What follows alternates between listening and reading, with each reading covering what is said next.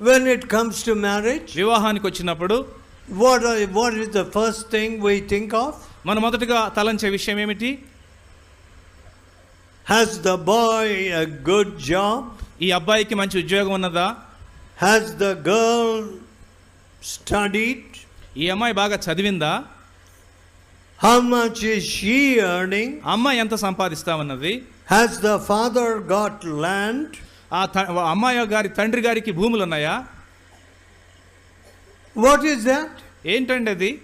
So you want your father-in-law's land? అంటే నీ మామగారి భూమి నీకు కావాలన్నమాట. I told my wife, నా భార్యతో నేను చెప్పాను, I have nothing to do with your father's property. మీ నాన్నగారి ఆస్తి విషయంలో నాకు ఏమీ సంబంధం లేదు.